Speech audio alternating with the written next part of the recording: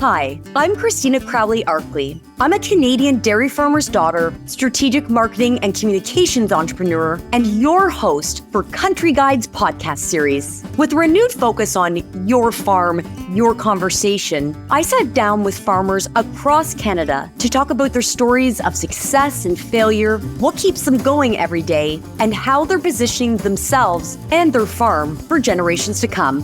All right, let's get into it.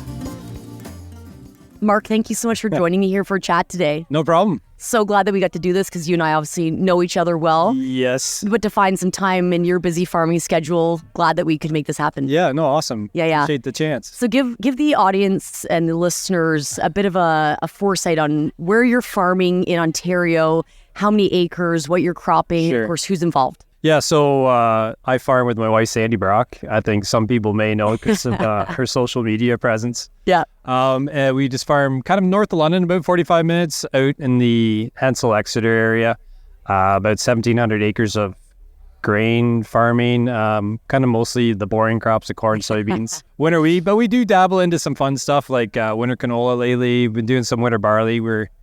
We like to malt it. It's been difficult to find a malting place actually in Ontario, which is, I thought it would be easier with all the craft breweries. Yeah. It's been a bit of a challenge. So we like to have a little bit of fun with our acres there. And then Sandy, as many know, manages the sheep side of our operation. So it's the two of us, and our daughter Jessica helps out when she can, and our son as well, Jackson. So just kind of a fun little spot to be. Family oriented for sure. Yeah, it's by choice in a way. We've kind of looked at our operation and said, we just kind of want to do the work ourselves. We don't want a big, vast fleet of employees. And, the land base we have at 1,700 acres, we still have lots of improvements to do there. So we're not really in a massive expansion mode either. So between Sandy and I, it's a lot of work, but we seem to get most of it done with some part-time help. And still loving life while you're doing it too. Yeah, well, some days we love life more than others, but I think that's just the challenge of any job or occupation when you're an owner or operator kind of thing. So yeah. But yeah, we'll be married 25 years actually next week, so it's wild. we can't be doing things too wrong. As if you're still working together and still loving each other, so it's a good sign. Yeah. I mean, in terms of the acres that you run, 1,700 with not a lot of help or employees, I mean that's admirable. And how do you make the decision to crop what you do? I mean, I'd love to understand inside the brain of yours how you go about making the type of business decisions you do. Yeah, so as Sadie calls my brain the squirrel cage. It's okay. I spend a lot of time in the wintertime. Like, we always people joke around with farmers and cash croppers for sure. It's like, oh, you guys only have to work hard from April to like November, and then you just go Arizona in the wintertime.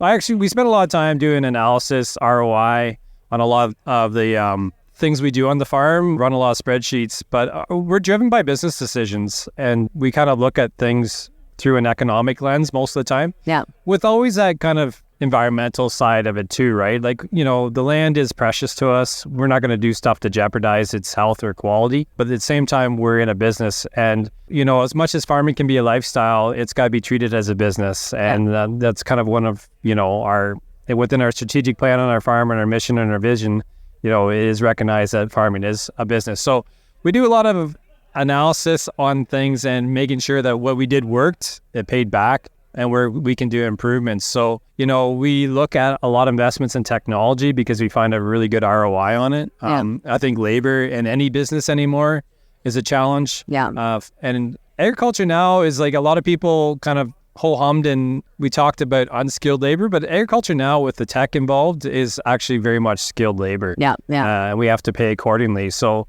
sometimes you can balance off some, capital investments against what an employee would cost. You can actually take that money and put it towards tech. So we're always crunching numbers. I have numerous spreadsheets. It's kind of ridiculous, actually. I'd love to sit beside you and see how that squirrel cage, as you called it, works with the applied formula in the Excel spreadsheet to see how the numbers work. Because I feel like that's even something that a lot of farmers don't have. I don't think is like an Excel spreadsheet to put the numbers back in at the end of the year to say, this worked, this didn't, this is how it's going to help us make better decisions. Like for us, we actually had through the growing season and through the whole year, really, we actually have a living P&L. So we have a profit and loss statement through a program I use called Harvest Profit.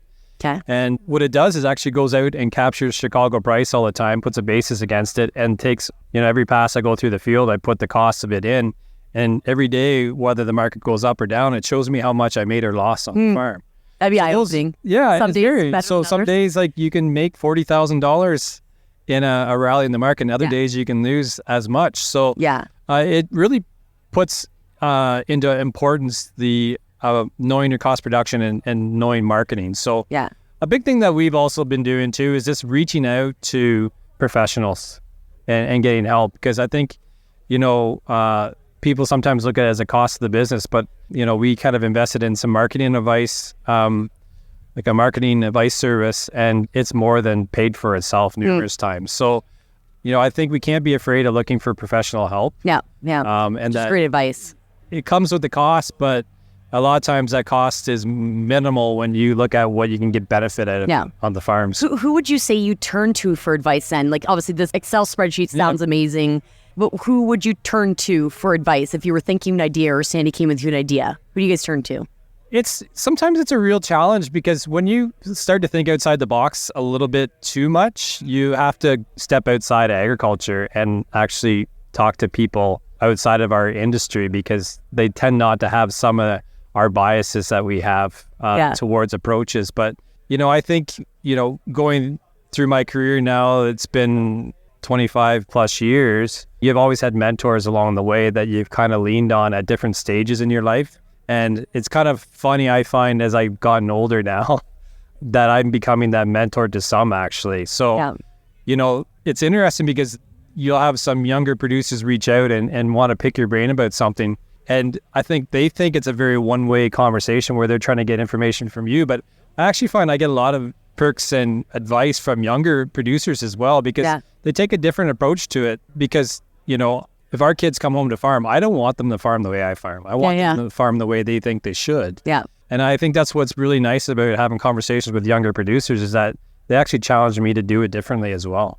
But even that type way of thinking, Mark, like a lot of farmers wouldn't think like that, right? Be like, they'd want their kids to farm the way that they did. And so the fact that you're open to wanting to have your kids farm different and better is... Yeah, and I would challenge, for sure. And I think, if you're a farm operation that tends to do that, and I shouldn't be critical, but I'm going to be anyways.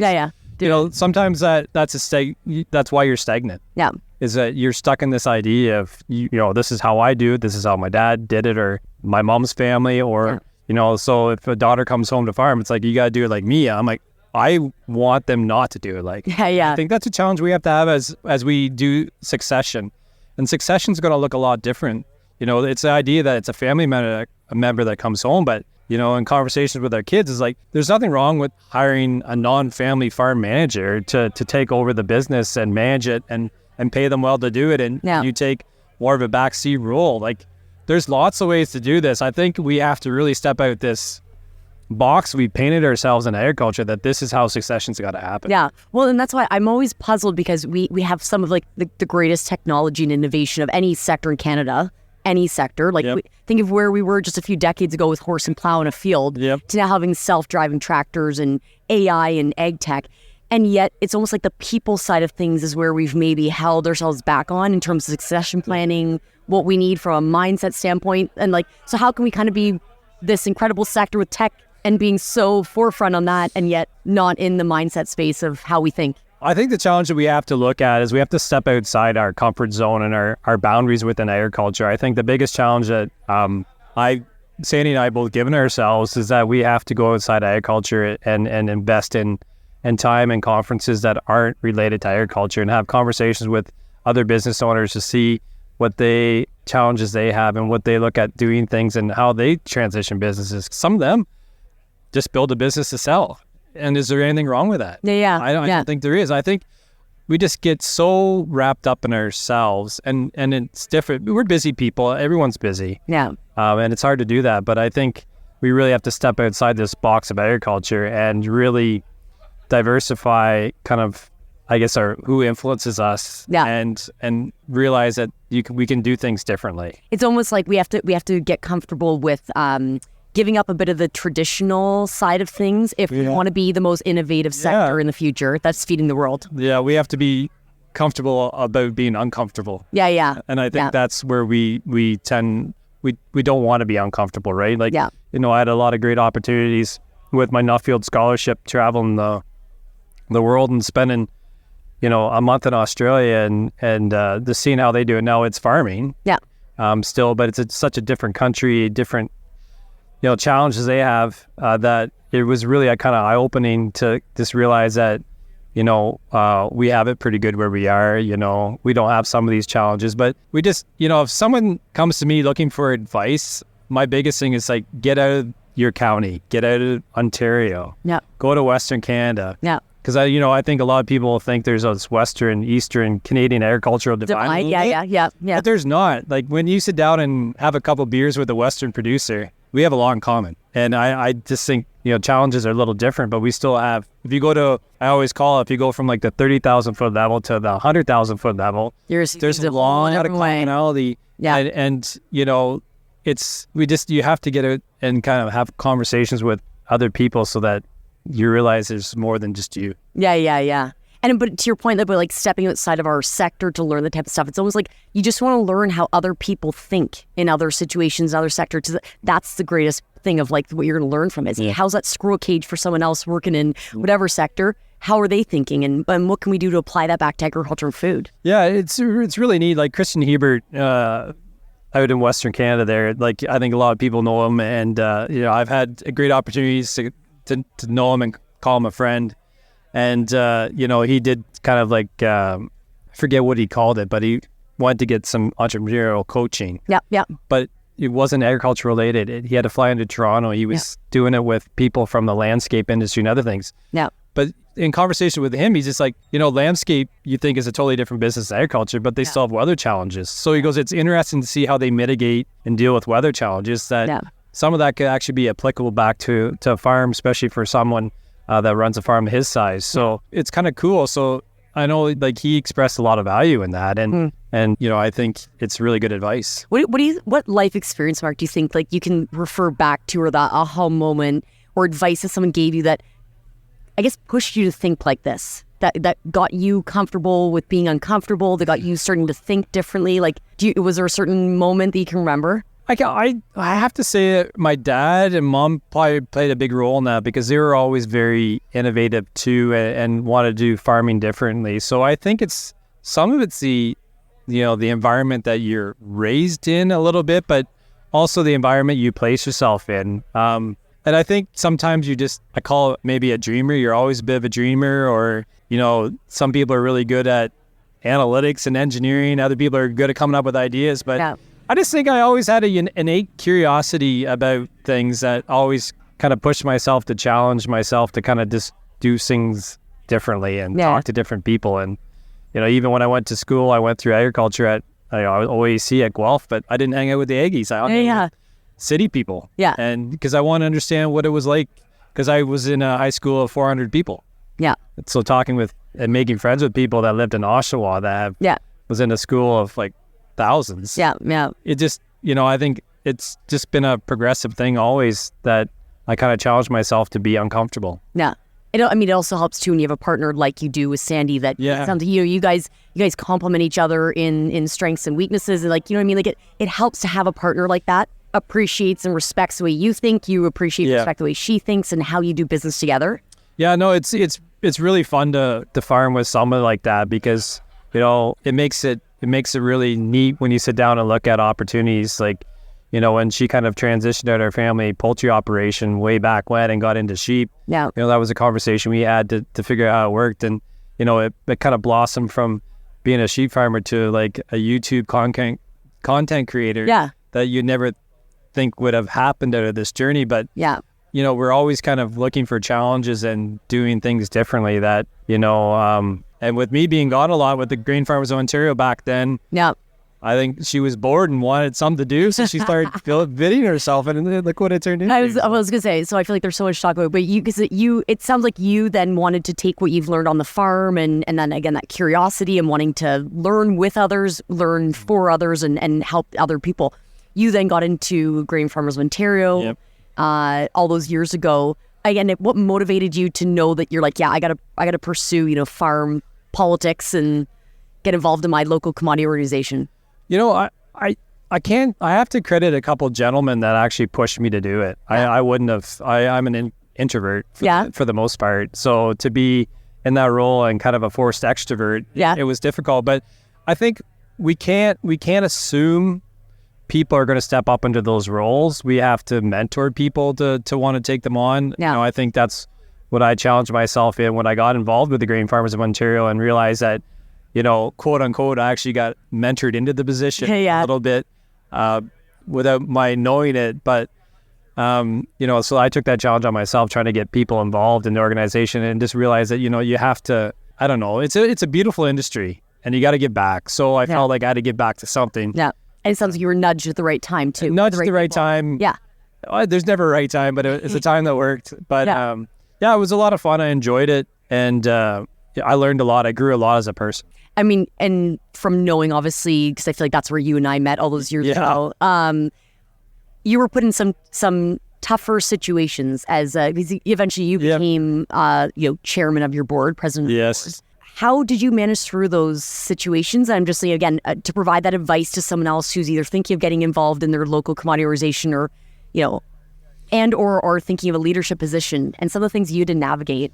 So how did it push you? Yeah, the biggest challenge you have to give yourself when you're involved in those and you start to step up into leadership roles in organizations, whether it's a commodity organization or whatever, you get caught up in kind of the biases of the organizations and confirmation biases that I always would challenge myself to reach out to people that might not always agree with where we're at, to try to do a litmus test of are we on the right path. So that's something I had to do kind of just to make sure that, as we challenged the government around neonic regs, I had to kind of reach out to, I would say there's 6 or 7 people that I'd reach out to and that weren't involved in the organization at all and just kind of get a feel if we were on the right path. And if I felt we were, then I would keep pushing. If I felt like we weren't, then I would challenge some of the stuff that we were thinking about. But that's something I think is a good advice for anyone, like whether it's on your farm,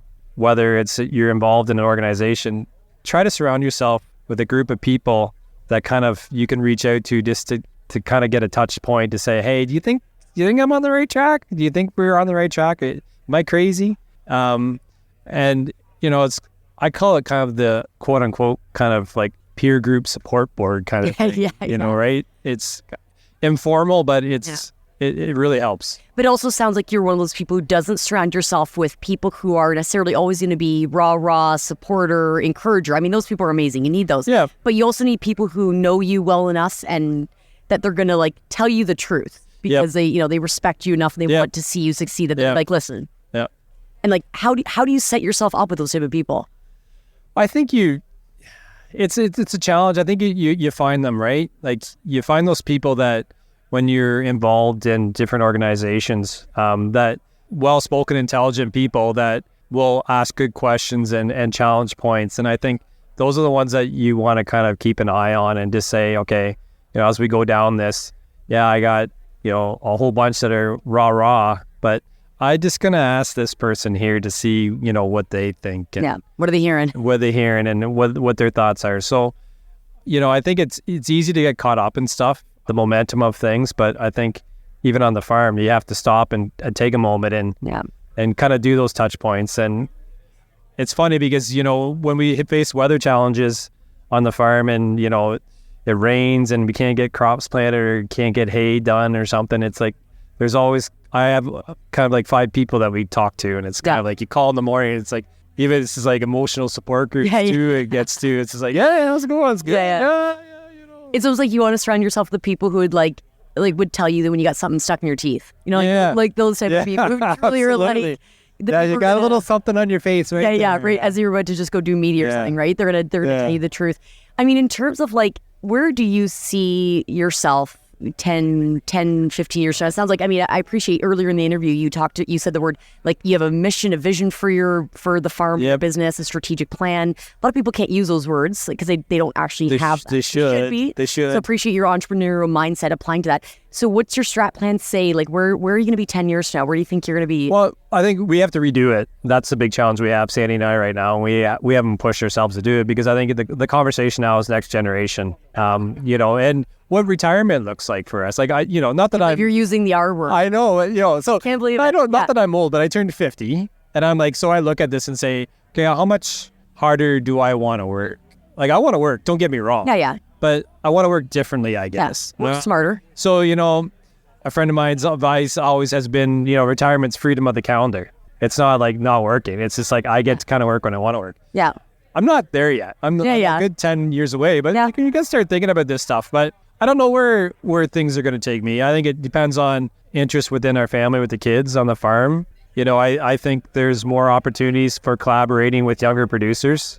If our kids don't want to come home anytime soon, then, why not start working with the younger producer that's interested in a farm operation like ours and start bringing them in so that I got time to do some other stuff. So, yeah, I think my big thing is that I just want some freedom to do some stuff. I don't know. I enjoyed the farm politics side of things. I'm not sure I go back to it again. But, it's never say never. It's always fun to engage with those people, though. So. I mean, I was just saying, funny you say farm politics. Would you ever consider running in politics one day? It's like I have, and I haven't. That's the long conversation if you get into politics. But I think the challenge we have as citizens, not even agricultural people like our farmers, is that we have too much apathy, and it's easy to sling crap. Without stepping up and actually trying to do it. From your history with your employment history, you kind of know the toll it takes on a person. It's not the easiest thing to step into, and I think we have too much apathy. So we got to put our money where our mouth is. If we have challenges and we feel like we need to do something, then put your foot forward and get off being a keyboard warrior and actually do something about it. Yeah, step up. I mean, as I say, then that's where you and Sandy are so unique as a couple, as farmers, as business owners, entrepreneurs. You're doing things that other people in our sector aren't doing. So, I'm using the word trailblazers because it's like because you are on social media as well yourself. You're sharing thought leadership, your day-to-day life. Sandy, of course, has become kind of like, I suspect that when she started out doing social media, she did not think that YouTube was going to be, giving her accolades. No. Using her as like an example of what you do as a content creator. And again, I'm thinking of like, how do we get more Mark and Sandy Brocks, right? Like, how do we get more people thinking like this, doing, and most importantly, like you said, doing this type of stuff? I think the big thing, you have to invest in yourself. And that's actually one of our core values in our farm is invest in us, invest in ourselves, and invest in people that work for us. Yeah. So, if we had an employee, it would be like, okay, what personal development do you want to do this year? Yeah. And I think that's a challenge we have to give ourselves as a producer is, do we invest enough time and money in ourselves? Yeah, you have to. Like we're part of a peer group where we talk about our farm operation. We have a facilitator that does it, like helps us with it, I feel bad because the one lady that's in the peer group, she's like herding cats, but there's a lot of value there, but you can't do it on the farm. Yeah. I think, if you even want to work on the farm and try to decide how to move the farm forward, go away for 2 days for a weekend and actually have a business weekend. Yeah, have a chat about it. Where you're not like, something broke in the barn, so I'm just going to rush out and do that quick while we're trying to do a new strat plan. Yeah. But my advice to anybody is invest in yourself and invest in like leadership courses or do a Nuffield scholarship or do something that's different. Yeah. And, you'll be surprised that anytime you do that, there's always something you'll bring back to your business on the farm. I have to ask you, what's your favorite book when you talk about personal development, leadership, and mindset? Like any book that you've read? My favorite book is To Sell is Human. To Sell is Human. Yeah. Okay, I got to read that one. Yeah, I forget the author. Yeah. And it basically really is, and it's kind of a weird way to say it, but life is sales. Yeah. Like, when Sadie and I have a conversation about wanting to do a capital investment or fix the house somewhere, it's like, it's automatically a sales negotiation. Yeah. But I think what it does is it realizes that you have to understand people a little bit better. Yeah. And I think that's a challenge that we don't give ourselves in agriculture is that we don't take a moment to understand what the person across from you is thinking or feeling. Yeah. Whether it's a consumer or a salesperson. Or a minister of agriculture. Or a minister of agriculture. That we need to appreciate their values and how they do things. And I learned a lot from that book. So much so that I gave it to every director on our board. No way. Left. Okay. And I said, you need to read this book because it'll make you a better person. Yeah. To Sell is Human. Okay, we'll add that to our reading list. Yeah. Any regrets you live with? I mean, I have to kind of wrap up. I mean, because we've talked so much about positive things, and I appreciate so much your perspective of how you approach farming and business. Anything you look back and you kind of like live with regret, and you're learning from it to think, you know what, this turned out to be better because of that, or anything? Yeah, I think the biggest regret I would say within our family as a family business was not taking a better approach to communications and understanding people better. I'm a big one on doing personalities tests as well, right? Yeah. To just understand what that person's like. And it helped me a lot when I was at the board, chair of a board. I know that person was an introvert. I can't just say, hey, what do you think of this? Yeah. I said, I'll come back to you in 5 minutes, but I want you to think about it because I want an answer from you. Yeah. So that way they could actually not be put on the spot and think about it. I just think we tend not to understand people well enough in our businesses. And that's one regret where I think, it turned out well with our family, but, if we could have done it better, I wish we had kind of done communications training on personality stuff a little bit sooner in our operation. But I think, it hasn't been negative. It's just, now it's advice I give to people is that, if you're working with a lot of people, take time to understand who you're working with. Yeah. I mean, I love that advice to leave with people about understanding people. Obviously, the communications plugs, I come from a comms background. So like anytime someone says communication, that we got to get better at it and you need training. I mean, that's very smart of you, especially in agriculture. Because again, like we said, we've gotten so good at the technology side. Have we maybe forgot about the people side?